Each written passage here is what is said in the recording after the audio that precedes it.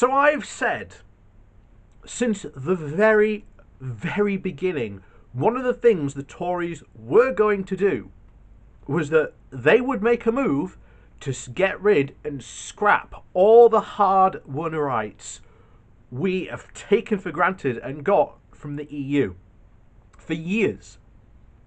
And bear in mind, I'm doing this on the 7th, so it has taken 7 days, and you could literally tell that the Tories cannot contain themselves and that they are waiting for the perfect opportunity to do this. And I've said this right from the beginning. Brexit supporters, you are being taken for an absolute an absolute joyride.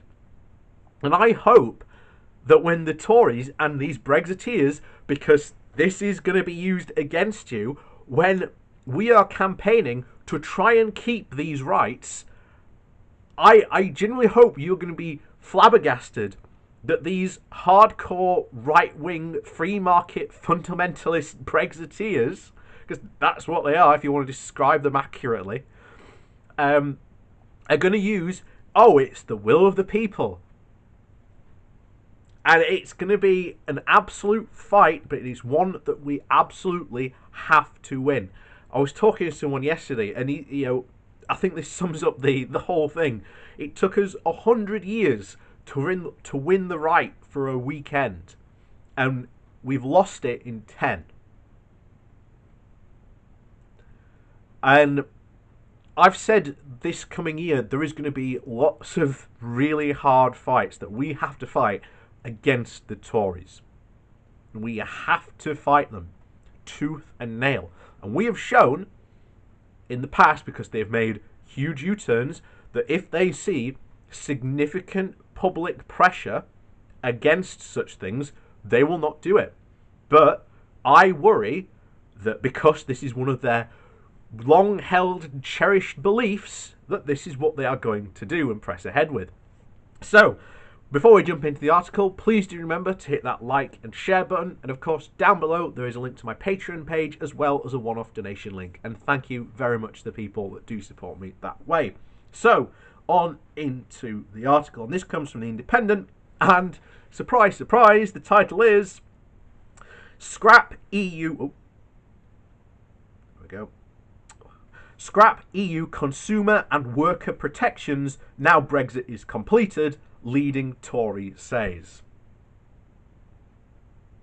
A leading Tory credited with inspiring Brexit has urged Boris Johnson to cull a raft of EU consumer and worker protections now the UK has the freedom to act. Safeguards for the use of data, pay and conditions, GM foods, hedge funds, dangerous chemicals and the disposal of environmentally damaging vehicles should all be binned, Daniel Hannan said. Oh, what a surprise. It's old Daniel Hannan, the guy who once famously said, only a fool would talk about leaving the single market.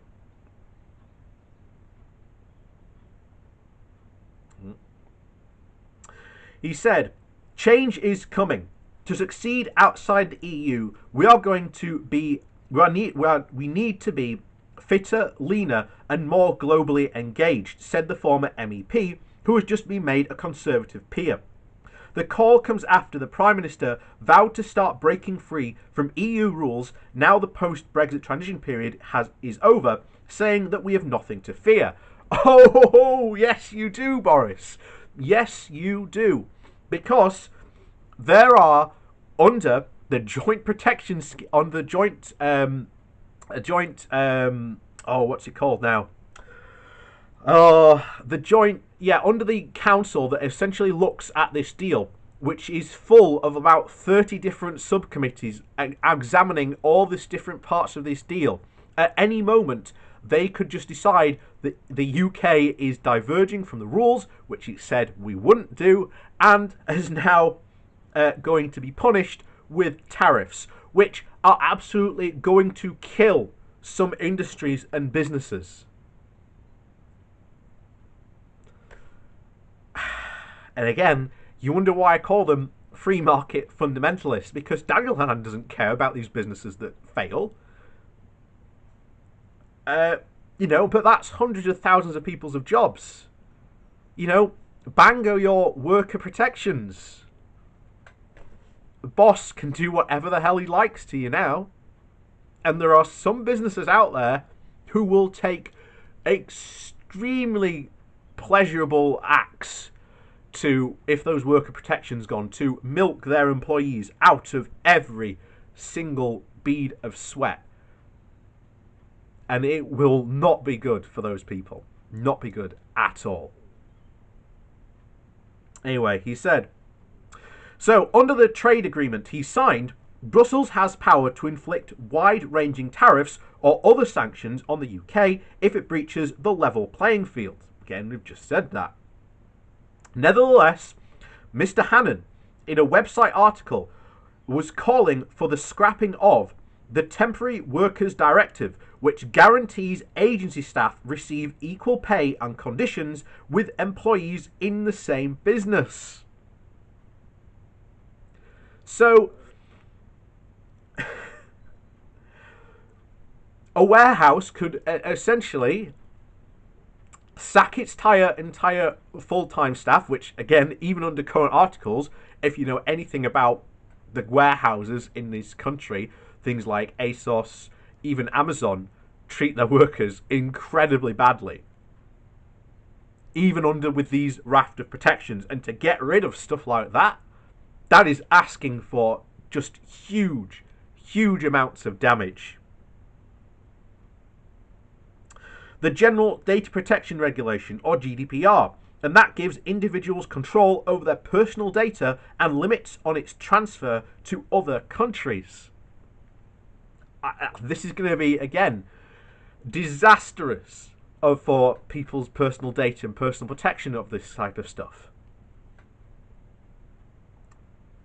A ban on products made from genetically modified GM crops, potentially allowing US food diverged and delivered that way into the UK as part of a future trade deal. The REACH directive, to outlaw chemicals linked to health problems, including cancer, thyroid disease, and hormone disruption and slow development. Why on earth would you want to get rid of that? This is just shocking. And we said this right from the very beginning. This is what these people wanted. And you didn't believe us, and yet here we have Daniel Hannan, now a Conservative peer in the House of Lords, pushing for this. And mark my words, it will not be long before we see other Tories following suit. Because it only took Hannan, who's been salivating for this, 7 days for him to do this. And it will be very interesting now to see how long before other Tories start to follow his lead in calling for this. But here's another one he wants to get rid of. The End-of-Life Vehicles Directive, to achieve environmentally friendly dismantling and recycling, with targets for reuse of vehicles and their components. The Alternative Investment Fund Managers Directive, introduced to regulate hedge funds and private equities following the 2008 financial crash. Wonder why he wants to get rid of those. Again, and we need rules in place because hedge funds, these private equity firms, are what done the most damage since the 2008 crash.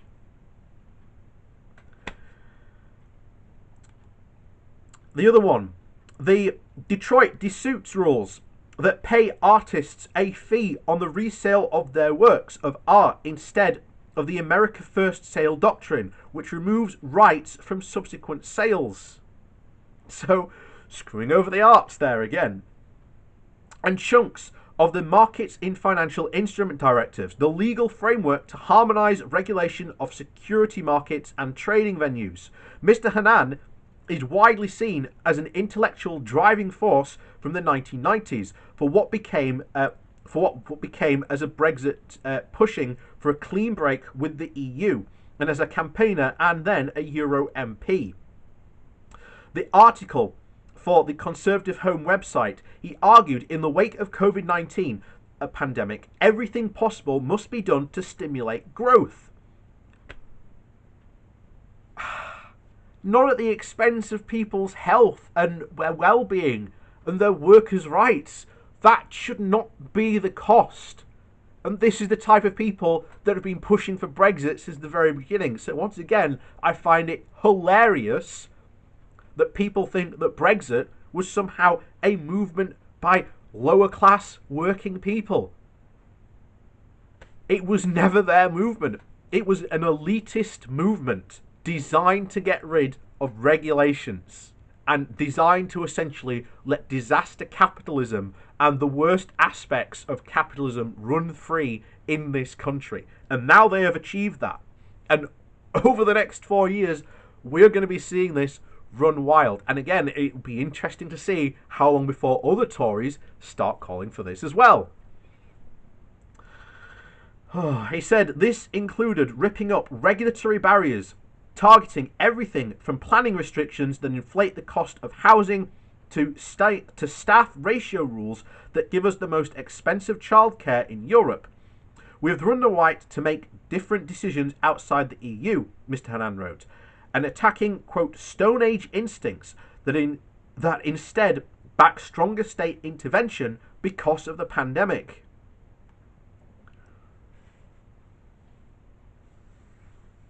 These aren't Stone Age instincts.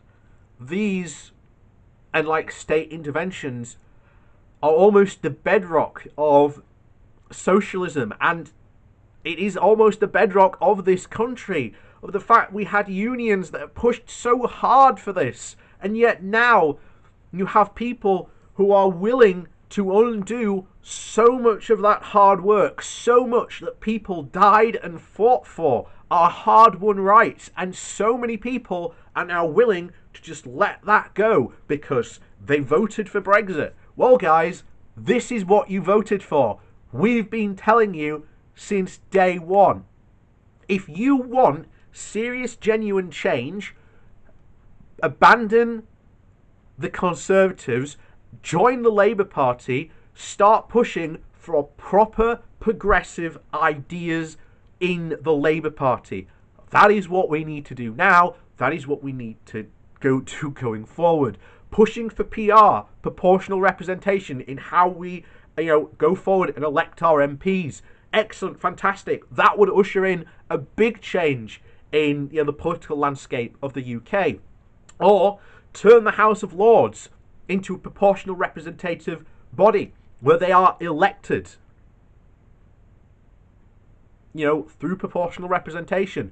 That would be a big sea change in the political landscapes of the UK. Stuff like, and there's hundreds of good things we could do. And here's the thing, we could have all done them when we were inside the EU. Us being outside the EU makes it harder for businesses to succeed, makes it harder to trade with our closest trading partner. Doesn't matter that we've got these, rollover deals, and as we've said before, rollover deals are not trade deals. At any time, Canada or whoever else has one could just go, not anymore, you don't. That's how flimsy that rollover deal is. And then you've got to look at the Japan deal for the future trade things. We are going to go round doing dirty deals as quickly and as fast as possible. The Japan deal that Liz Truss said was so amazing overwhelmingly favours Japan while leaving out huge sections that we need as a country to actually be able to trade and function. Do you think we're going to be able to go back and renegotiate that trade deal when it so overwhelmingly favours the Japanese? No. Think again. And this is the situation, Brexit supporters, you have put this country in. And it's up to you to join with us to help it get out of this pit. And unfortunately, helping it get out of that pit will mean going back into the European Union. You might not like it, but you're about to see, especially in the coming years, just how bad that really is. And especially with the level playing field provisions. And essentially the joint council on this that is overlooking this deal, that is going to be assessed every 5 years. And subsequently, even before that. So the second Boris Johnson decides to use his sovereignty and diverge from the EU, up go the trade barriers. We've said it before on this channel. Brexit has done many shocking things to this country, but it cannot undo observable trade flows and geography. It cannot undo those two incredible hard-won facts. So, as always, thanks for watching.